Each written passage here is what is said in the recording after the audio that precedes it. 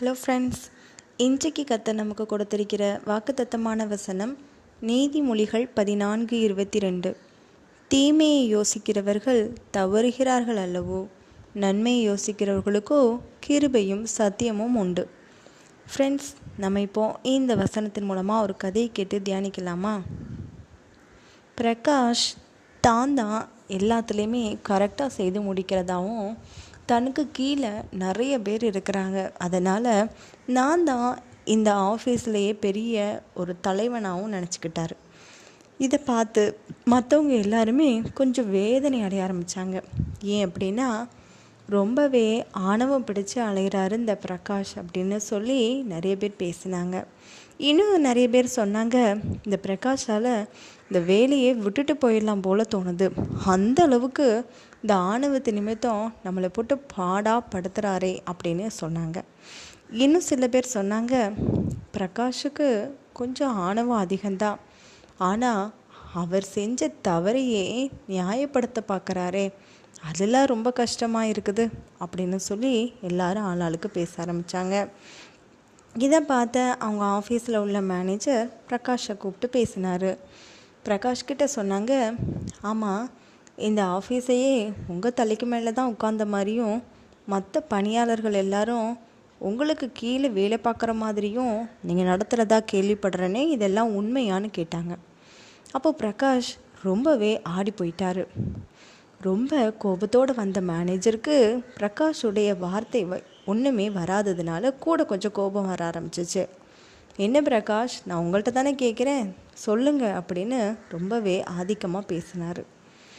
அதை கேட்ட பிரகாஷ் என்ன சொல்கிறதுன்னு தெரியாமல், இல்லை சார், நம்மளோட கம்பெனி நல்ல விதமாக முன்னுக்கும் கொண்டுட்டு வரணுங்கிறதுக்காகத்தான் இந்த கீழே இருக்கிற பணியாளர்களை நான் அந்த மாதிரி வேலை கொண்டேன், ஆனால் ஒரு நாளும் ரொம்ப ஒன்று ஆணவமாக நான் நடத்திக்கலையே அப்படின்னு சொன்னான்.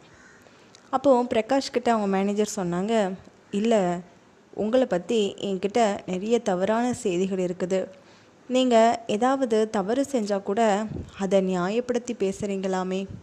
இங்கே பாருங்கள் பிரகாஷ், ஆணவம் அப்படிங்கிறது தவறுகளை நியாயப்படுத்தி கொள்கிற மாதிரி, ஒரு அனுபவங்கிறது தவறுகளை திருத்தி கொள்கிற மாதிரி.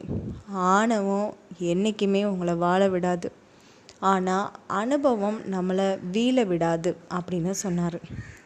இதை கேட்ட பிரகாஷ்க்கு கூட கொஞ்சம் பயமாயிட்டு, இல்லை சார், நான் என்ன தப்பு பண்ணேன், ஒன்றுமே நான் தவறு பண்ணல, அப்புறம் எப்படி நான் நியாயப்படுத்த முடியும் அப்படின்னு கேட்டாங்க. அப்போது பிரகாஷ்கிட்ட திரும்ப மேனேஜர் சொன்னார், நீங்கள் பண்ண தவறுகளை நிறைய பேர் பட்டியல் போட்டு காமிக்கிறாங்க, அந்த லிஸ்ட்டை உங்ககிட்ட நான் கொண்டுட்டு வரட்டுமா? அந்த தவறுகளை நீங்கள் திருத்தி கொள்வீங்களா, இல்லை இன்னமும் நியாயப்படுத்துவீங்களா அப்படின்னு கேட்டாங்க. அப்போது பிரகாஷ் தலை குனிஞ்சார். ரொம்பவே சிறியவராக ஆயிட்டார் அந்த ஆஃபீஸில். அதுக்கப்புறமா பிரகாஷால் தலையெடுக்க முடியல. யாருக்கிட்டேயுமே எந்த விதமான வாக்குவாதங்கள்லேயும் ஈடுபடாமல் அமைதியாக தன்னோட வேலைகளை செஞ்சுட்டு போனாங்க. இது பார்த்து மற்றவங்க எல்லாரும் சொன்னாங்க, இந்த மாதிரி தீமையை யோசித்தா நீங்கள் தவறு செய்யத்தான் செய்வீங்க, அதை நீங்கள் நியாயப்படுத்தினீங்கன்னா இந்த மாதிரி கூனி குறுகி தானே போகணும். நாங்கள் நன்மையானவர்கள் தான் யோசிக்கிறோம், எங்களால் முடிஞ்ச அளவுக்கு எஃபர்ட் போடுறோம், ஆனால் நீங்கள் எங்களை கீழே தள்ளணும்னு பார்த்தீங்க. கர்த்தர் தான் எங்களுக்கு கிருபையும் நேர்மையான வழியில் மேனேஜருடைய கண்கள் எங்களுக்கு கிருபை கிடைக்க வச்சாரு அப்படின்னு சொன்னதும் பிரகாஷ் கூட கொஞ்சம் நடுநடுங்கி போயிட்டார்.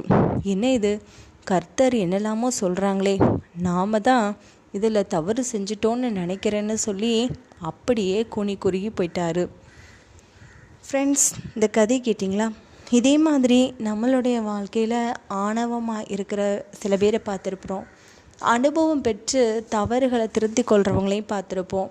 நாமளும் ஆணவத்தோடு வாழாமல் அனுபவத்தோடு வீழ்ந்து விடாமல் சந்தோஷமாக ஒவ்வொரு தவறுகளையும் நாம் திருத்திக்கிட்டு இந்த பூமியிலேயே நாம் கர்த்தருக்கு உண்மை மொத்தமாக அவருடைய கிருபையும் சத்தியமும் நம்ம கூட வர்ற மாதிரி நன்மையை யோசிப்போமா? கர்த்தர் உங்களை ஆசீர்வதிப்பாராக. ஆமீன்.